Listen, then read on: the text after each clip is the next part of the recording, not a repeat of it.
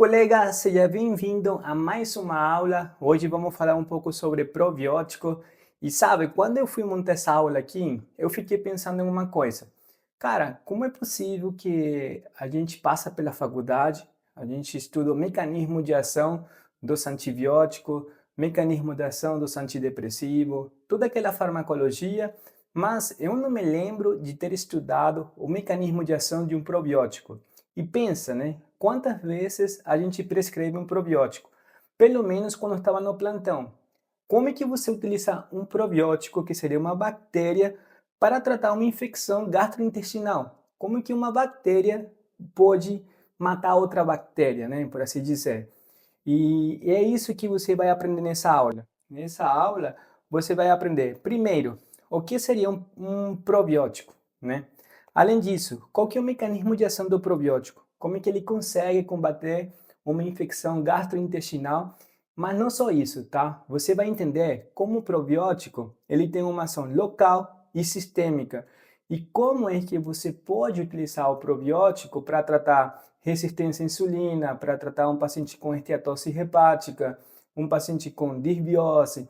Você vai entender um pouquinho mais sobre isso mais para frente. Além disso, está na hora da gente entender como é feita essa classificação dos probióticos, né? Quais são os tipos de probiótico e como eles são classificados. Se realmente tem um benefício ou não o uso de probiótico em alguma patologia. Porque a gente também não pode ser alarmista, né? Falar que probiótico é fantástico demais e passar probiótico para todo mundo porque todo mundo tem desbiose, né? E quais são essas aplicações do probiótico? Quais são as principais doenças que realmente têm respaldo científico para o uso de probiótico? Mas antes de começar na nossa aula, eu quero te apresentar esse cara aqui.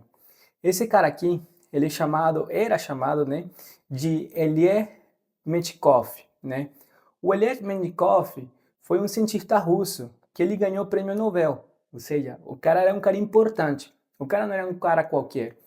Mas ele foi o primeiro cara que ele percebeu que realmente a microbiota intestinal existe e que ele é super importante para a nossa saúde. O Elie Mendikoff, ele analisou como é que os búlgaros, né, tinham longevidade maior, como é que eles conseguiam ter uma saúde mais forte, né, em comparação com outros países, com outros cidadãos de outros países.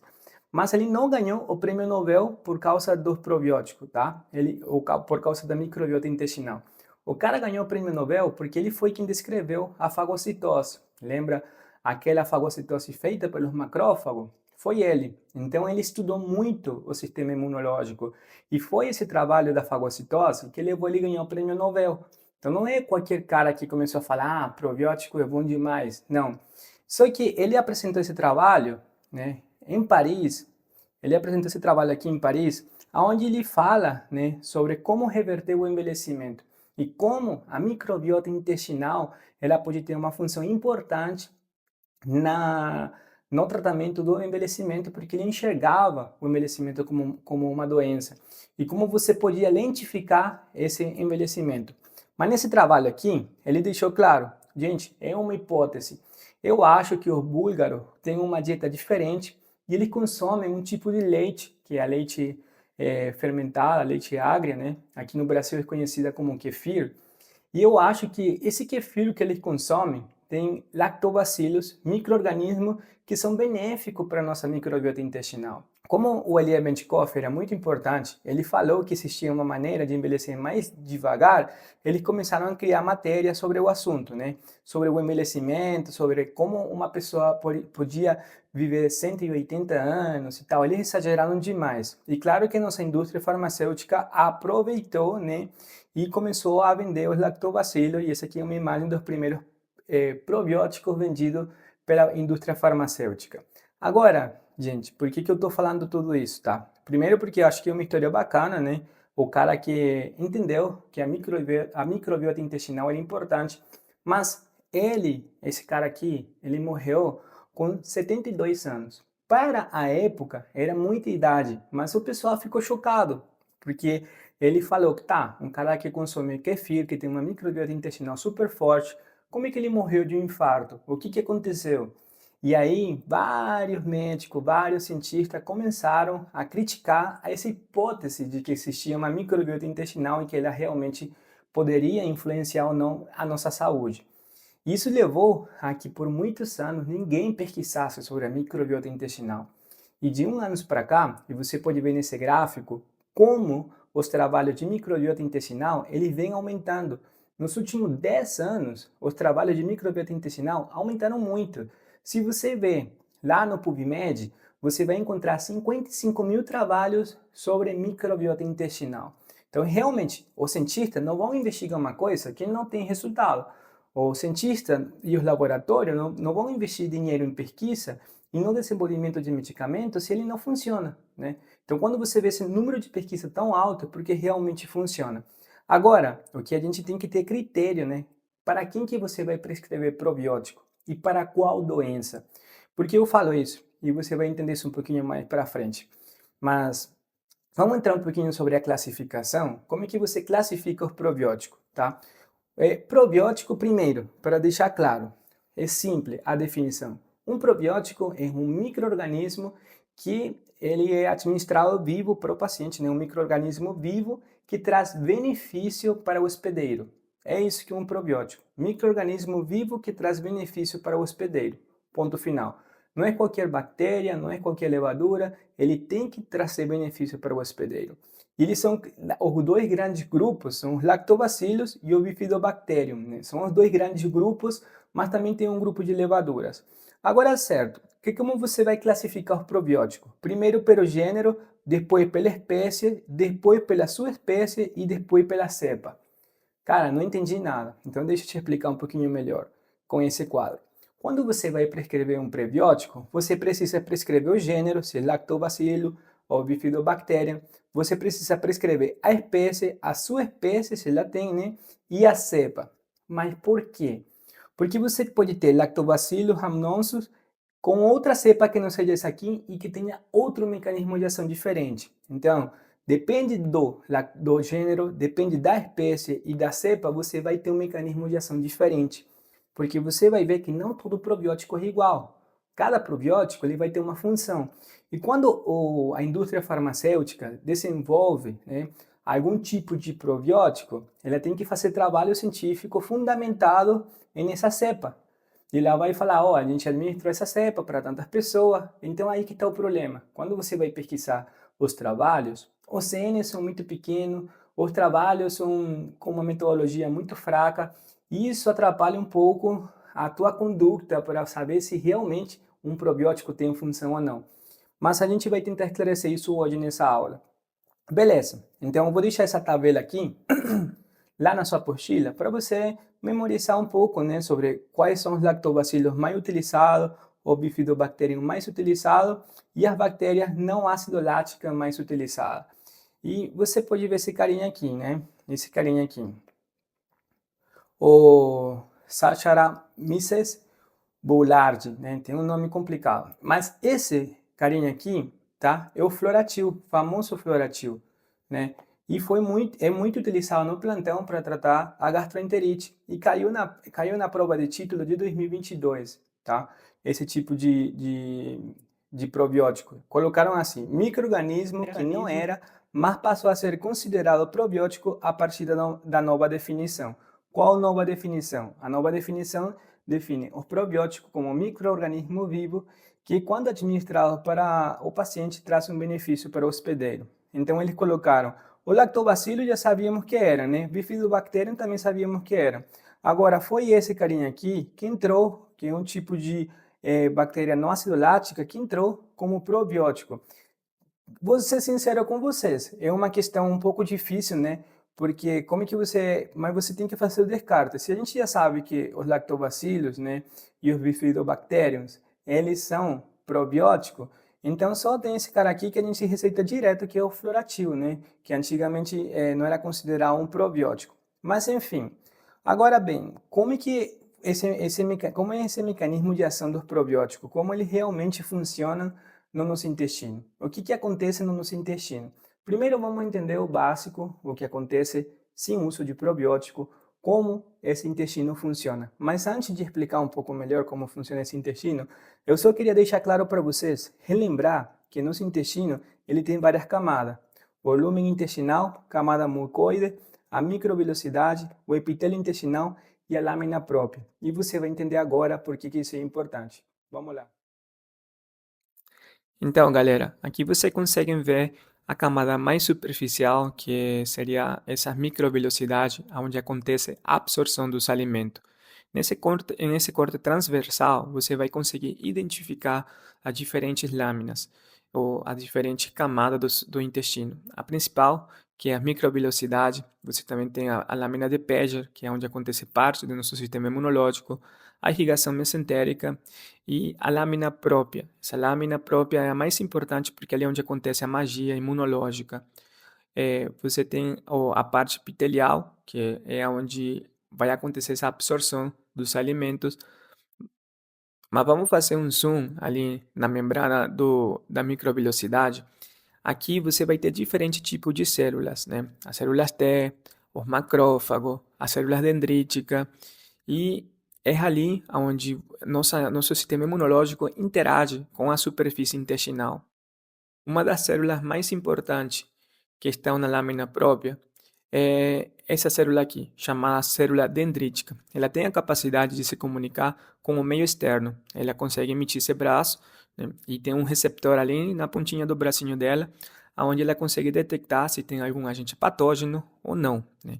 Caso tenha algum agente patógeno, ela vai avisar o sistema imunológico, especificamente os linfócitos T, para que eles montem uma resposta imunológica como que está acontecendo lá fora.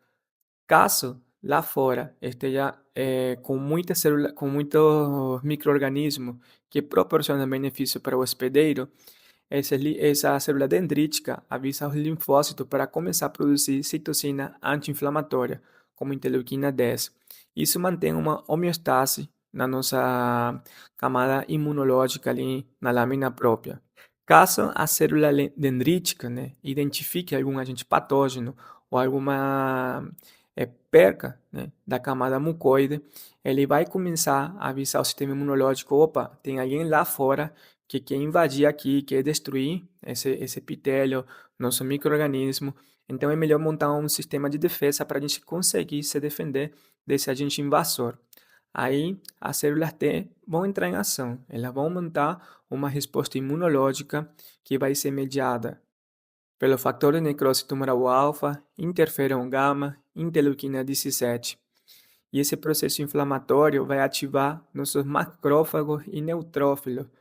E quando os neutrófilos chegam ali no intestino e veem que tem algum agente invasor, eles vão montar uma resposta imunológica um pouco mais agressiva. E muitas vezes essa resposta imunológica pode acabar destruindo parte de nossas células e parte do nosso intestino. Isso acontece muito em pacientes com retocolite ulcerativa, onde o sistema imunológico reage de maneira muito agressiva. Mas pessoas que não têm doença autoimune, que têm um sistema imunológico bom, eles não vão ter uma reação muito intensa. E após a destruição desse agente patógeno, ele consegue se regenerar. Mas você vê como, quando aumenta a permeabilidade intestinal, você pode prejudicar a função de nosso intestino, de nosso sistema imunológico. Perfeito, colega. Então você viu essa parte da mais fisiológica, mais normal de como acontece esse sistema imunológico no nosso intestino e como a nossa microbiota intestinal ela consegue interagir com nosso intestino. Mas agora vamos entender um pouco melhor como é o mecanismo de ação dos probióticos. Isso pode cair em prova, assim que presta um pouquinho de atenção. O mecanismo de ação dos probióticos você vai dividir em dois: o mecanismo de ação não imunológico e o mecanismo de ação imunológico, tá? Então, o mecanismo de ação não imunológico, ele é mais superficial. Ele vai primeiro vir aqui, na camada mais superficial, que é o lúmen intestinal. No lúmen intestinal estão as bactérias, né? E os probióticos, imagina que você está com um paciente que ele tem uma infecção gastrointestinal, ou ele tem uma desbiose com muitas bactérias produzindo lipopolissacarídeo. Quando você administra um probiótico, o que ele faz? Primeiro, vamos supor que esse aqui é o enterócito, tá? As bactérias, para poder colonizar a superfície do intestino, ela precisa de um receptor e precisa de um ambiente perfeito para ela conseguir proliferar na camada mais superficial do intestino. Quando você administra o prebiótico, ele fica aqui na superfície do intestino. Quando a bactéria ruim, né, ela quer colonizar essa superfície do intestino, ela não consegue, porque já tem um cara que está ali ocupando o espaço. Então, o primeiro mecanismo de ação no imunológico é a competição pela adesão com os patógenos. Ou seja, ela coloniza primeiro e não deixa que o agente patógeno colonize. A segunda função é eliminar radicais livres, principalmente superóxidos, que são produzidos pela bactéria patógena.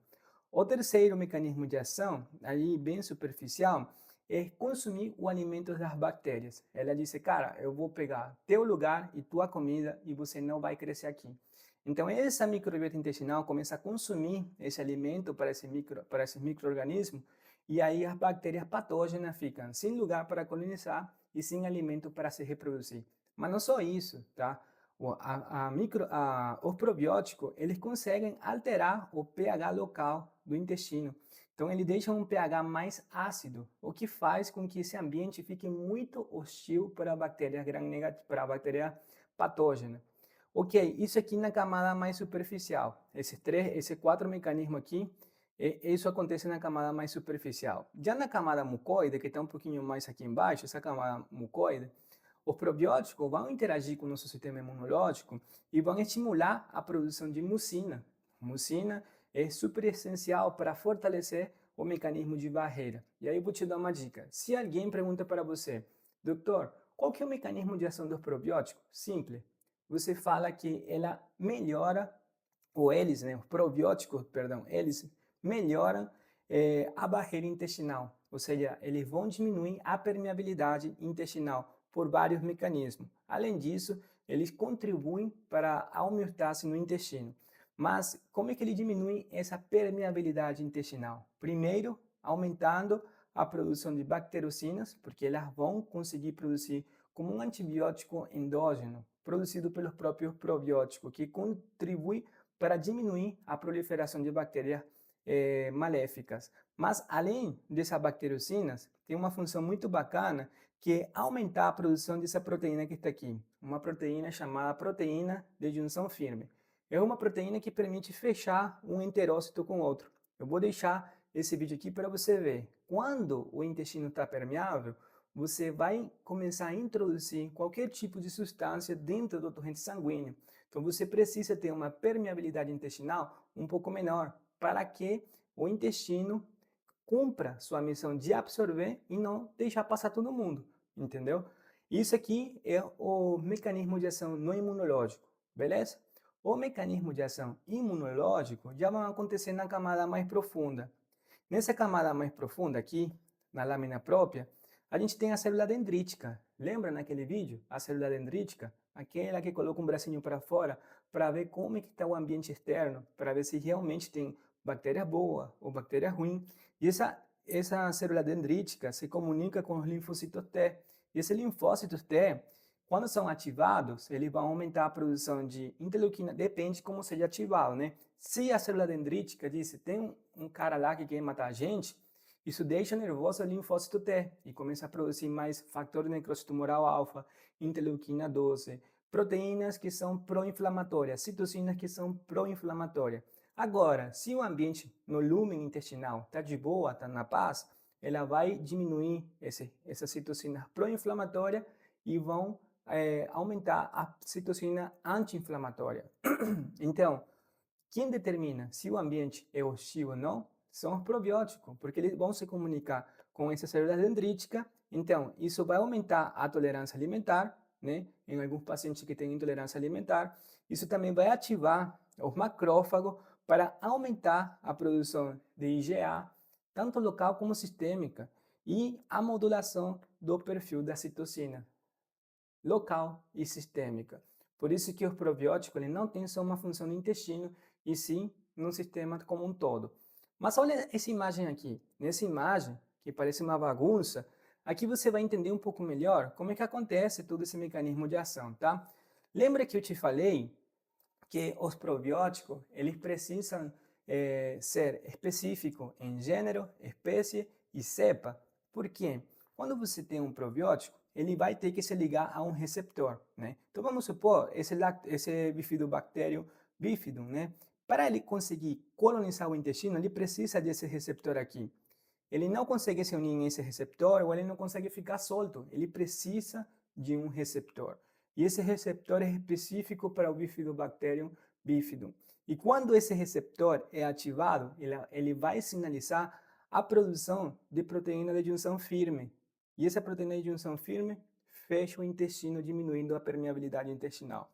Outro exemplo, se você pega o Lactobacillus helvectus, né, ele quando é unido a esse receptor, ele vai sinalizar para o macrófago para aumentar a produção de interleuquina 10. Então, esse probiótico aqui, ele é anti-inflamatório.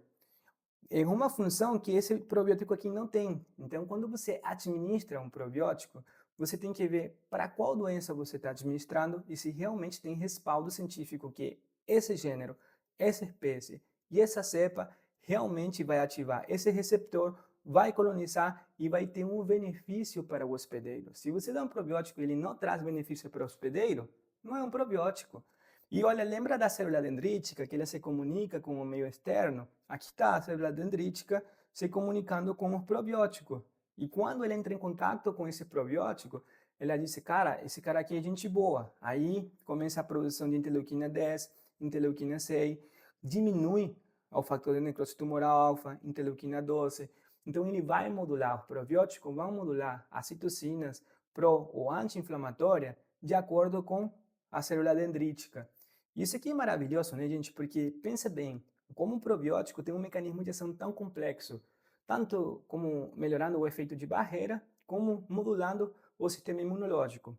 Mas pensa comigo, adianta de alguma coisa você dar um probiótico para um paciente e ele não ter o alimento ou a condição para que esse probiótico proliferem? Porque de nada serve você dar um probiótico para um paciente e não corrigir o problema de base. Por que um paciente vai ter uma desbiose? É porque ele tem uma alimentação ruim? É porque ele está muito estressado? Ele consome muito álcool? É um paciente que não treina? Porque, lembra na primeira aula, a colonização, ou nossa microbiota intestinal, ela vai interagir com nossos hábitos, né? Tanto do sono, quanto do estresse. Todos os nossos hábitos, eles vão construir ou destruir nossa microbiota intestinal. Então, o probiótico, eu vejo assim o probiótico como um paciente com obesidade que ele tem um mocho, né? Quando o paciente tem hipogonadismo associado à obesidade, você pode indicar a reposição de testosterona se o paciente é muito sintomático e você ou decide se é testosterona ou clomifeno, depende do perfil do paciente. Mas você não vai deixar a testosterona por sempre e para sempre. É uma ponte para o paciente conseguir enfrentar um pouco melhor esse processo de emagrecimento, aumentar a disposição e sempre deixando claro, doses o mais fisiológica possível, né? E isso vai ser transitório até você normalizar seu nível de testosterona quando seu peso melhore. Ou você pode não colocar testosterona, isso varia de pessoa para pessoa. Mas você não vai deixar a testosterona por sempre e para sempre. O probiótico é a mesma coisa, você pode colocar até o paciente começar a melhorar os hábitos que vão construir uma microbiota intestinal um pouco melhor, beleza? Agora vamos falar um pouquinho da indicação clínica. Quando que você vai prescrever um probiótico, tá? Isso aqui, eu vou deixar aqui embaixo o guideline da Organização Mundial de Gastroenterologia. Aí tem uma lista, que é essa lista que está aqui, eu vou mostrar aqui para você rapidinho. Essa lista que está aqui é uma lista, né? Eu só peguei um pedacinho, né, sobre essa lista. É enorme, porque você vai ver que essa lista, ela vai colocar bem especificado, né, qual o tipo de probiótico que você vai utilizar e o nível de evidência científica desse probiótico, se ele realmente serve para doença hepática gordurosa associada à disfunção metabólica ou não, se ele realmente serve para diarreia, para retocolite ulcerativa, etc, etc, etc. Mas eu trouxe um resumo dessa tabela, só que não trouxe qual probiótico você vai utilizar para cada doença. Primeiro, que não caiu em prova. Segundo, que a gente nunca vai terminar a aula se faz isso. E terceiro, que isso vai estar na sua apostila. Eu só quero deixar algumas coisas claras para você, tá? Primeiro, quando que você vai indicar o probiótico? Tenha cuidado no momento da prova, tá? Não passa probiótico para todo mundo. O probiótico, guarda assim, para ser mais fácil para você. Ele é muito bom para diarreia. Ele realmente tem respaldo científico mostrando que melhora a infecção gastrointestinal. Então, tratamento agudo da diarreia ou tratamento da prevenção de diarreia associada com antibiótico, show de bola. Prevenção de diarreia por Clostridium, não tem evidência muito forte, mas alguma referência falando que sim, pode melhorar, outra falando que não. A gente tem que ter cuidado, né, porque são pacientes que podem estar imunossuprimidos e o uso de probiótico em paciente imunossuprimido pode complicar o quadro do paciente, né? Prevenção de câncer, eu vou dar um probiótico para prevenir o câncer, não serve, tá? Não tem evidência científica para isso. Então ele pode testar para isso. Colocar, porque os probióticos aumentam a produção de ácido graxo de cadeia curta, show. Probiótico, eles são bactérias que são, ou micro-organismos que são benéficos para o nosso organismo e normalmente eles aumentam a produção de ácido graxo de cadeia curta, como butirato, propionato e cipionato, porém, tá? Esses probióticos não mostrarão benefício para o câncer coloretal. Agora, o uso de prebiótico, aumentar os ácidos graxos de cadeia curta, principalmente o butirato, é benéfico para o nosso enterócito, porque é a principal fonte de energia para o nosso enterócito. Isso pode ajudar na prevenção de câncer coloretal, mas probiótico não existe, tá? Doença de Crohn, você vai utilizar o probiótico para diminuir a crise na doença de Crohn? Não existe. Não melhora a doença de Crohn, tá? A colite ulcerativa, presta atenção nesse detalhe. Na colite ulcerativa, você vai usar probiótico se ele é leve ou moderada. Se é um quadro de retocolite ulcerativa grave, não tem benefício o uso de probiótico, tá? Então, você pode utilizar se é leve ou moderada. Se é grave, não usa probiótico. Isso vai estar no seu mapa mental para você fixar, tá? E você, me conta uma coisa. Você sabia que o probiótico pode melhorar a erradicação do Helicobacter pylori? Cara, enfim, eu não sabia, sinceramente. Eu, quando montei a aula e li aquele guideline da Organização Mundial de Gastroenterologia, eu me surpreendi. Mas realmente, eu li os trabalhos e ele melhora a erradicação do Helicobacter pylori. Agora, bom senso, né? Você não vai erradicar o Helicobacter pylori só com probiótico. O probiótico ele entra para potencializar o ciclo de antibiótico ou tratamento específico para a erradicação do Helicobacter pylori. Eu já tive pacientes que trataram o Helicobacter pylori 2, 3 vezes e não melhora. Quando você associa um probiótico nesse perfil de paciente, ele consegue aumentar a chance de cura do paciente com Helicobacter pylori. Prevenção de diarreia induzida por radiação, a gente tem que ter cuidado, porque o paciente com radiação, com uma enterite, né, ele pode diminuir aumentar essa permeabilidade intestinal e o uso de probiótico pode ocasionar uma translocação bacteriana, né, trazendo um quadro infeccioso agudo. Então a gente tem que ter cuidado com esse perfil de paciente, porém ajuda na prevenção da diarreia, né? O guideline colocou que ele pode ajudar, mas tem que ter esse cuidado. Agora, enterocolite necrosante, gente, você acredita que os probióticos conseguem diminuir a taxa de mortalidade em pacientes neonatais? Então, se na prova cai enterocolite necrosante, show, você pode usar. Também tem o uso de probiótico para pacientes que não têm intolerância à lactose, mas eles têm uma mal absorção da lactose, sabe? Aquele paciente que você faz o teste, mas não dá intolerante à lactose, mas eles ficam com desconforto quando comem algum derivado do leite, como iogurte, sei lá, qualquer derivado do leite. Então, quando você vê que esse paciente tem essa intolerância, essa mal absorção da lactose, você pode utilizar probiótico. Para a cólica em criança, é muito receitado por pediatra. Você sabe que isso aí melhora. E na síndrome de intestino irritável, o probiótico pode diminuir a dor, né? A crise de dor nesse paciente pode ter alguma melhora. Beleza. Eu vou deixar isso no seu mapa mental para você fixar. Eu só queria deixar, porque algumas coisas você vai ter que memorizar. E para isso aqui é o mapa mental, para você fixar quando que você vai usar quando que você vai usar outro, tá? Agora, na doença hepática gordurosa, né?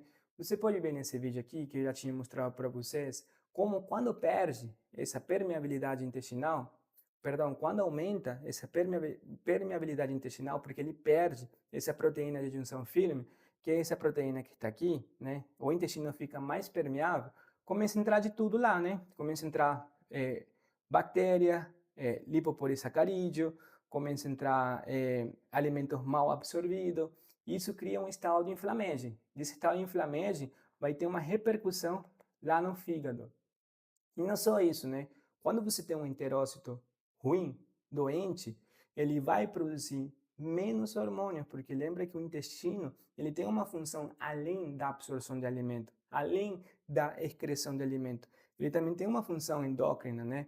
Lembra que as células L do intestino vão produzir o GLP-1. Se você tem uma diminuição na produção de GLP-1, você vai dificultar o controle glicêmico.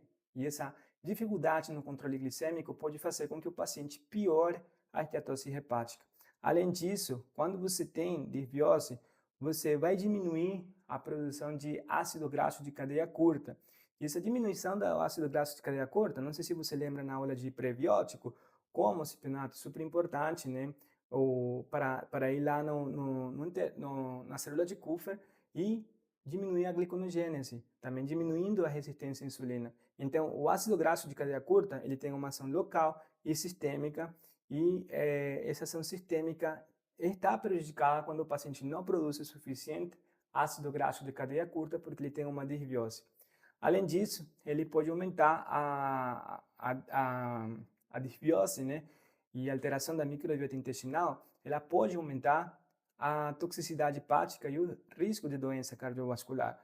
Principalmente porque quando o paciente tem uma desbiose, ele vai aumentar muito a produção de LPS. E esse lipopolissacarídeo, ele cria um estado inflamante, como eu te falei. Isso faz com que o paciente piore, né, o NASH dele. Além disso, vai perturbar, né, a homeostase de ácidos biliares, porque a microbiota intestinal ela tem muitas funções. Além de produzir ácido graxo de cadeia curta, além de produzir vitamina como a vitamina K, além de ter essa função do sistema imunológico, ela também metaboliza, né, o ácido graxo de cadeia, os ácidos biliares, tá? Ela tem essa capacidade de metabolizar os ácidos biliares. Então, gente, era essa aula que eu queria trazer para vocês hoje, tá? É uma aula que eu acho muito interessante você prestar atenção em alguns detalhes para não perder um pontinho, dois pontinhos na prova de título. E além disso, né, eu acho que a gente não aprende isso aqui na faculdade. E então o momento é agora.